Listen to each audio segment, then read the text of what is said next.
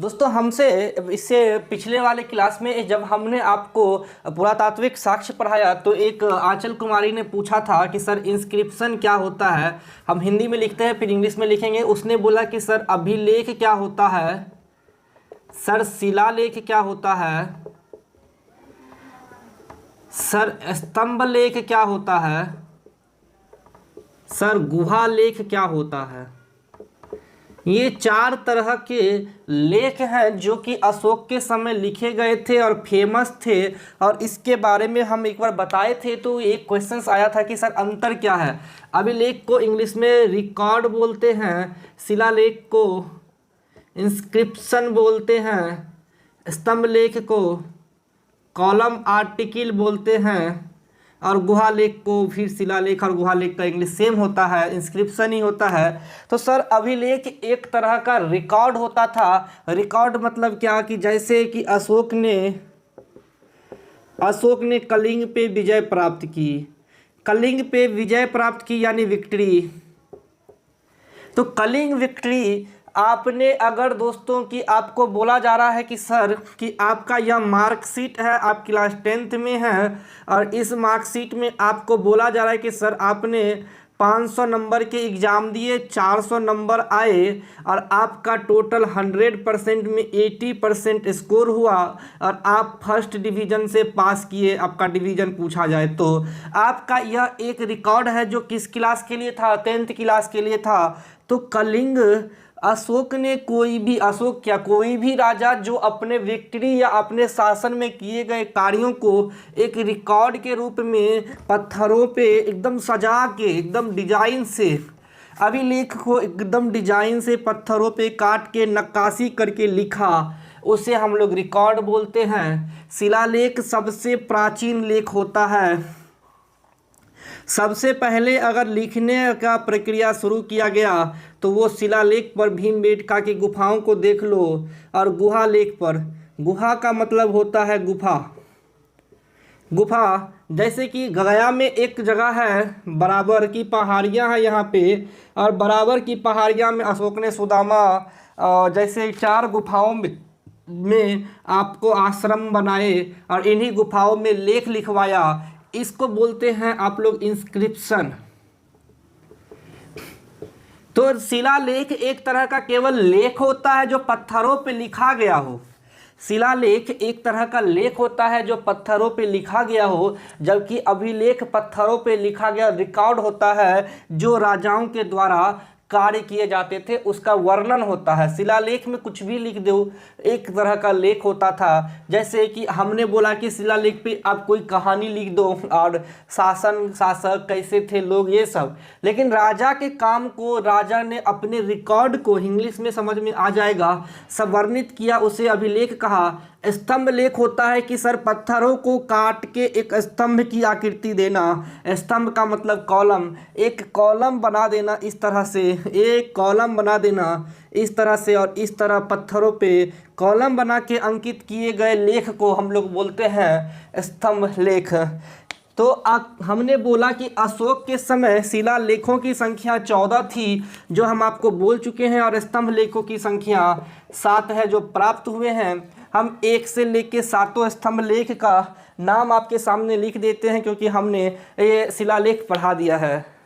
तो दोस्तों प्रयाग स्तंभ लेख दिल्ली टोपरा, दिल्ली मेरठ, रामपुरवा, लोरिया अरेराज और लोरिया नंदनगढ़, टोटल 7 हैं। 6 हमने नाम आपको इम्पोर्टेंट वाले लिख दिए हैं।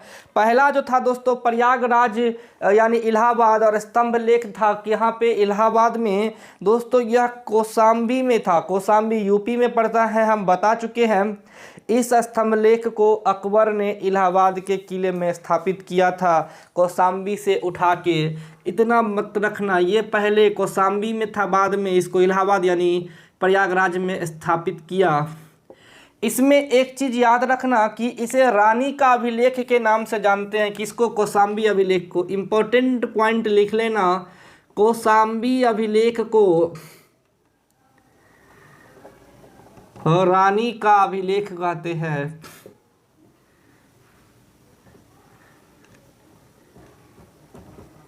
अभिलेख और स्तंभ लेख में एक कॉमन चीज था कि सर हमें कोई भी रिकॉर्ड था, मान लो राजा ने घोषणा किया कि सभी को अनाज मुफ्त में देंगे, तो राजा ने एक अभिलेख बना के उसे दे दिया किसी भी टाइप के पत्थर में, लेकिन जब वो स्तंभ टाइप के पत्थर में वही रिकॉर्ड लिखा गया, इसको स्तंभ लेख बोला गया, लेकिन यह अभिलेख का एक प्रकार होता था। जिस तरह शिलालेख और गुहालेख में संबंध है, उसी तरह अभिलेख और स्तंभ लेख में अंतर। इसके अलावा दिल्ली टोपरा, दिल्ली मेरठ, लोरिया, अरेराज जो कि चंपारण बिहार में है, आपको ये नाम याद रखने हैं केवल कि दिल्ली टोपरा, दिल्ली मेरठ, रामपुरवा, लोरिया, अरेराज और लोरिया नंदनगढ़ ये क्या है, कहाँ है, बस इतना याद रखना कि जैसे रामपुरवा बिहार में है, ये भी चंपारण में है। तो बिहार में अशोक के तीन अभिलेख मिलते हैं चंपारण में। अशोक के अभिलेख, स्तंभलेख, गुहालेख आपको पूरे भारत के अफगानिस्तान तक मिलेंगे, आपको पूरे अफगानिस्तान तक मिलेगा, दक्षिण भारत में मिलेगा। अशोक के अभिलेख और क्या कहते हैं शिलालेख से संबंधित अब कुछ इम्पोर्टेंट पॉइंट हम आपको बताते हैं जो कि एग्जाम में पूछे जाते हैं। तो सबसे पहला कि अशोक के अभिलेख को पढ़ा किसने था, तो 1837 में जेम्स प्रिंसेप ने पढ़ा था।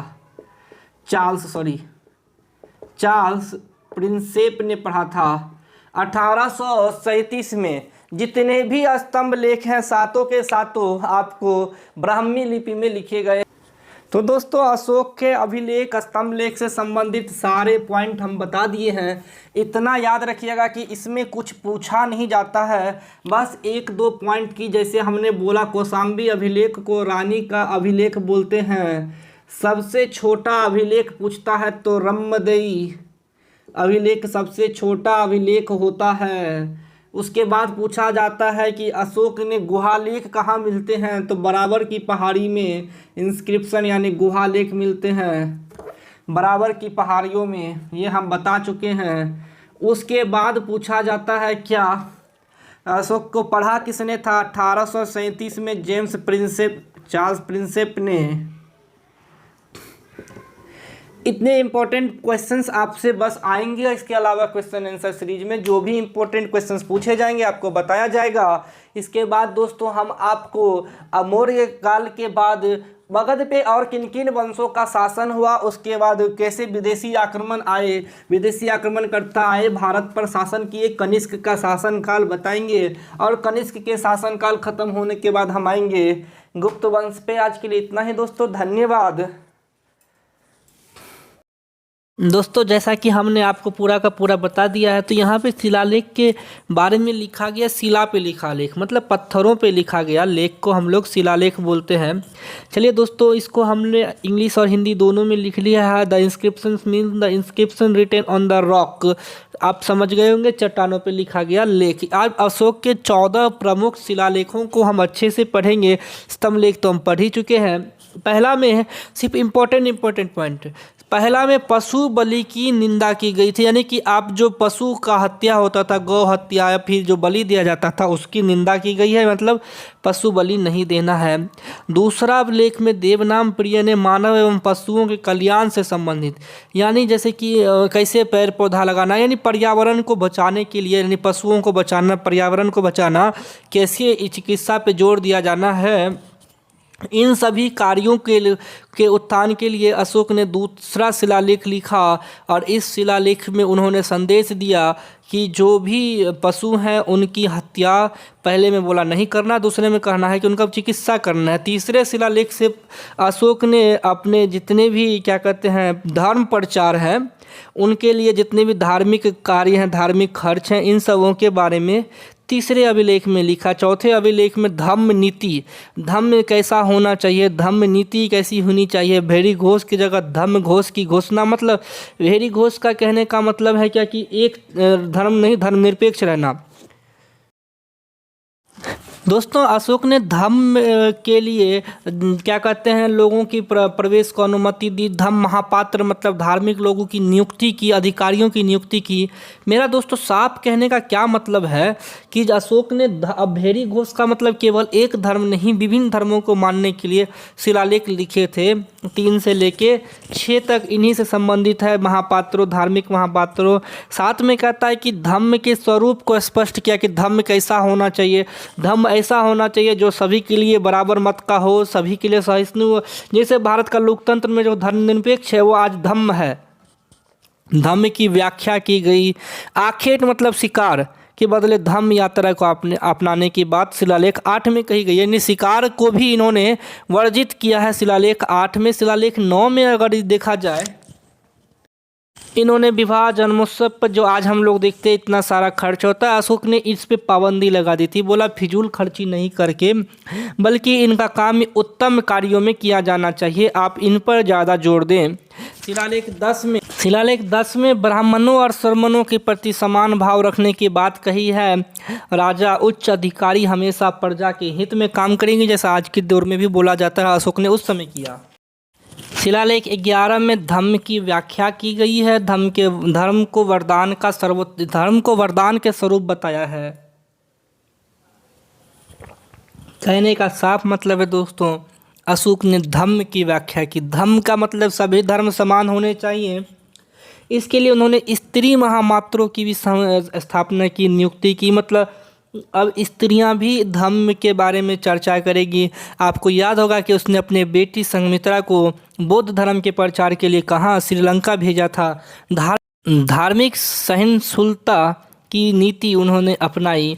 अशोक ने 8वें वर्ष में जो कलिंग युद्ध हुआ था, 13वें शिलालेख में उन्होंने कलिंग युद्ध के बारे में वर्णन किया है और बोला है कि कलिंग युद्ध में जो उसने देखा था, जो उतना धर्म परिवर्तन किया, जो हृदय परिवर्तन किया और 14वें में उन्होंने धार्मिक जीवन जीने की प्रेरणा दी है। कौन से आपको ये 14 के 14 याद नहीं रखने, लेकिन हाँ, पशु बलि पहला और इसके अलावा 2-3 और हैं जो हम आपको बोल देंगे। आज के लिए दोस्तों इतना ही, अभी धन्यवाद।